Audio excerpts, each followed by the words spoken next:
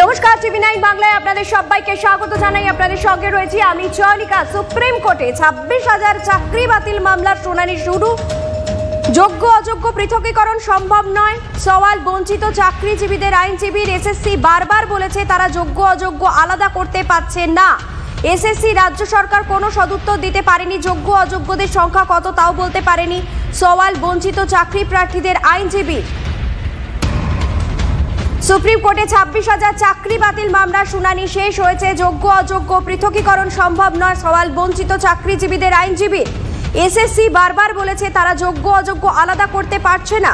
SSC রাজ্য সরকার কোনো সদুত্তর দিতে পারেনি। যোগ্য অযোগ্যদের সংখ্যা কত তাও বলতে পারেনি। সওয়াল চাকরি প্রার্থীদের আইনজীবীর।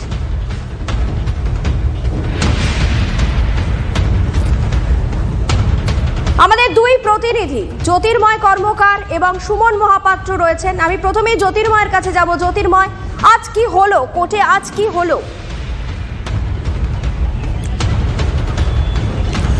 দেখো, সর্বশেষ যে বিষয়টি ঘটেছে তা হচ্ছে সুপ্রিম কোর্ট দীর্ঘ শুনানির পর, প্রায় 2 ঘন্টার কাছাকাছি শুনানির পর সুপ্রিম কোর্ট তারা রায় রিজার্ভ করে নিয়েছে এবং সুপ্রিম কোর্ট এর পরবর্তী ক্ষেত্রে নির্দেশ দেবে। যেদিকে আমাদের নজর ছিল তা হচ্ছে আদৌ যোগ্য অযোগ্য পৃথকীকরণ সম্ভব কিনা, কিন্তু আজকে টানা 2 ঘন্টা শুনানির পরেও আমরা দেখলাম যে আদৌ এই যোগ্য অযোগ্য পৃথকীকরণ তো সম্ভব হলোই না, বরং রাজ্য সরকার, এসএসসি, সিবিআই, বোর্ড প্রত্যেকের তরফ থেকে আলাদা আলাদা রকমের তথ্য দেওয়া হচ্ছে। অর্থাৎ তথ্যের একটা গড়মিল, এক একজনের এক এক রকম তথ্য, ধোঁয়াশা, জটিলতা আরও বেশি করে 2 ঘন্টা শুনানি শেষে বেড়েছে। কিন্তু তার মধ্যে সিবিআই একটি কথা বলেছে যা যথেষ্ট গুরুত্বপূর্ণ। তারা বলছে যে এসএসসির কাছ থেকে যে ডেটা তারা পেয়েছে সেটা সম্পূর্ণভাবে ট্যাম্পার্ড, কিন্তু পঙ্কজ বানসালের কাছ থেকে যে ডেটা পাওয়া গিয়েছে এবং ডেটা স্ক্যানটেকের কাছে যে ডেটা পাওয়া গিয়েছে সে দুটি তারা ম্যাচ করে দেখেছে এবং এই দুটিতে হ্যাশ ভ্যালু সম্পূর্ণভাবে মিলে গিয়েছে। অর্থাৎ পঙ্কজ বানসালের কাছ থেকে পাওয়া ডেটাকে তারা প্রকৃত সত্য বলে মানছে। কিন্তু একাধিক আইনজীবী তারা প্রশ্ন তুলেছে যে কোনোভাবেই পঙ্কজ বানসালের কাছে পাওয়া তথ্য সেটাও কিন্তু সন্দেহের ঊর্ধ্বে নয়, এবং সুপ্রিম কোর্টও অবজারভেশনে এই একই কথা বলেছে যে কোনো পরিস্থিতিতেই পঙ্কজ বানসালের কাছে পাওয়া তথ্য সেটাও যে সন্দেহের ঊর্ধ্বে নয় তা সুপ্রিম কোর্টও বলেছে।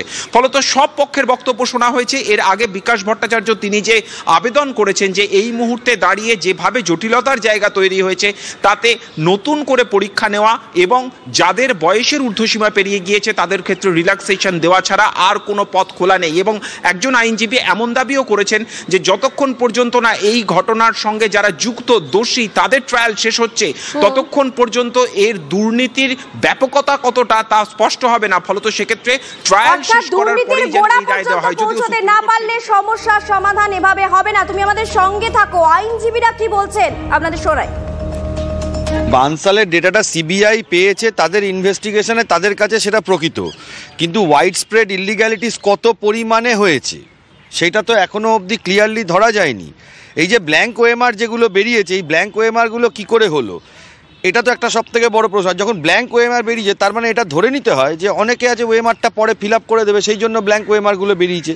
তাই জন্য যখন যেটা মেন পয়েন্ট অফ ল যে কত পরিমাণ ইলিগ্যালিটি which has not been detected সেটা ডিটেক্ট করা যাচ্ছে না, তখনই এন্টায়ার সিলেকশন প্রসেস চলে যাওয়ার মতন জায়গায় থাকে। যদি আজকে স্টেট স্পেসিফিক দাঁড়িয়ে বা স্কুল সার্ভিস কমিশন স্পেসিফিক দাঁড়িয়ে লিস্ট ওয়াইজ, নেম ওয়াইজ যদি এটা পাবলিশ করতে বা দেখাতে পারতো, সেই জায়গাটা কিন্তু তারা কেউ দেখাতে পারছে না। পরিষ্কার সিবিআইয়ের চার্জশিটে আছে এবং উইথ সাফিসিয়েন্ট এভিডেন্স যে ডেটা স্ক্যানটেকের কাছে যে স্ক্যান কপি আছে আর বানসালের কাছে যে স্ক্যান কপি, দুটো হার্ড ডিস্ক মিলে গেছে, দুটোর হ্যাশ ভ্যালু মিলে গেছে। আরেকটা বিষয় হলো ইনভেস্টিগেশনে বেরিয়ে এসছে যে আরটিআইয়ের ইনফরমেশনের ক্ষেত্রে বানসালই এসএসসিকে প্রোভাইড করতো যেখান থেকে ওএমআর দেওয়া হতো। আমরা তো সত্যিকারের চেয়েছিলাম যে যাতে করে সরকার এবং এসএসসি একটা প্রকৃত লিস্ট নিয়ে আসুক, যাতে সেটাকে অ্যাকসেপ্ট করা যাক এবং যারা বঞ্চিত তারা চাকরিটা পাক। কিন্তু এখন যা পরিস্থিতি, পুরোটা বাতিল করে যারা 2016 সালে পরীক্ষা দিয়েছিল এজ রিল্যাক্সেশন দিয়ে তাদেরই নতুন করে পরীক্ষা নেওয়া ছাড়া আর কোনো উপায় আপাতত আমাদের যে সাবমিশন আমরা এটাই করেছি, কারণ আর কোনো উপায় আমরা দেখছি না। অর্থাৎ একটা বিষয় কিন্তু স্পষ্ট হয়ে যাচ্ছে যে যোগ্য এবং অযোগ্য আলাদা করা সম্ভব হচ্ছে না এবং নতুন করে পরীক্ষা দেওয়া ছাড়া আর কোনো আপাতত পথ খোলা আছে বলে মনে করছেন না আইনজীবীরা। আমরা চলে যাব ওয়াই চ্যানেল থেকে রয়েছেন আমাদের প্রতিনিধি সুমন মহাপাত্রের কাছে। সুমন, তুমি গোটাটাই শুনলে এবং একটা অদ্ভুত বিষয়, বিভিন্ন পক্ষ তাদের যে তথ্য জমা দিয়েছে তার মধ্যে বিস্তর গরমিল রয়েছে। গোটা বিষয়টাকে কিভাবে দেখছেন চাকরিজীবীরা?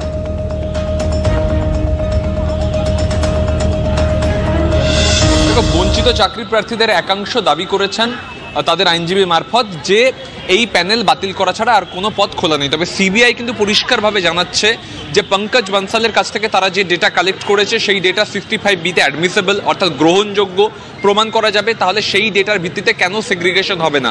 যাতে সেগ্রিগেশন হয় তার পক্ষেই সওয়াল করেছে এসএসসি এবং সিবিআই। সেই জায়গায় দাঁড়িয়ে যে যোগ্য শিক্ষকরা এতদিন ধরে রাস্তায় বসে আছেন, ওয়াই চ্যানেলে বসে আছেন, রাজপথে নেমে ঘাড় ধাক্কা খেয়েছেন পুলিশের, তারা দাবি করছেন সিবিআই এর এই সাবমিশনকে মান্যতা দিয়ে তাদের যেন চাকরিটা বাঁচে। আপনারা আজকের এই শুনানি থেকে কি কোনো আশার আলো দেখছেন?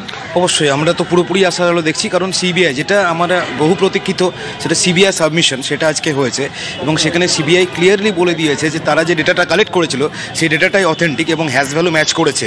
এটা আমাদের জন্য প্রচণ্ড পজিটিভ, কারণ এইটা যদি মেনে নেওয়া হয় তাহলে কারা টেন্টেড এবং কারা আনটেন্টেড একদম দুধার জলের মতো পরিষ্কার হয়ে যায়। সিবিআই যখন এই কথা বলছে তখন বঞ্চিত চাকরি প্রার্থীদের আইনজীবী বলছেন পুরো প্রসেসটা ইললিগাল, সবার চাকরি যাবে, সব প্যানেল বাতিল করতে হবে। দেখুন, এই যে বিচার ব্যবস্থাটা চলছে এবং বিচারে বিভিন্ন পার্টি আছে, তো প্রত্যেক পার্টি বা প্রত্যেক পক্ষের লয়ার তারা তাদের পক্ষে সওয়াল করবে, কিন্তু আমাদের দেখতে হবে যে তদন্তকারী সংস্থা এই পুরো কেসটা তদন্ত করেছে, দুর্নীতি যার মাধ্যমে উদ্ঘাটিত হয়েছে, তো সেই সিবিআইয়ের লয়ার কি বলল? সিবিআইয়ের লয়ার আজকে পরিষ্কারভাবে জানিয়েছেন যে পঙ্কজ বানসালের কাছ থেকে পাওয়া হার্ড ডিস্ক আর ডেটা স্ক্যানটেকের কাছ থেকে পাওয়া হার্ড ডিস্কের দুটো hash value same, data same. তার মানে এটা পরিষ্কার যে এই ডেটার উপরে বেস করে সেগ্রিগেশন পসিবল। আর সেই পৃথকীকরণ হলে এই যোগ্য শিক্ষকরা তারা স্কুলে ফিরতে পারবেন ধর্মতলা ওয়াই চ্যানেল ছেড়ে, আর অযোগ্যরা অর্থাৎ যারা সাদা খাতা জমা দিয়েছেন ব্ল্যাঙ্ক ওএমআর তাদের চাকরি যাবে। কিন্তু তারা আবার দাবি করছেন যে এই সিবিআই যে কথা বলছে 65B-তে অ্যাডমিসেবল পঙ্কজ বানসালের ডেটা, সেটা অ্যাডমিসেবল নয়, তার কারণ সেখানে কোনো আইনি সাপোর্ট নেই। সেই জায়গায় দাঁড়িয়ে প্রধান বিচারপতি কি রায় দেন সেদিকেই এখন তাকিয়ে থাকতে হবে। চয়নিকা, তুমি সঙ্গে থাকো, আমি একবার সংক্ষেপে জানতে চাইবো জ্যোতির কাছ থেকে। জ্যোতি, রায়দান তো স্থগিত রাখা হয়েছে, কবে রায়দান হতে পারে?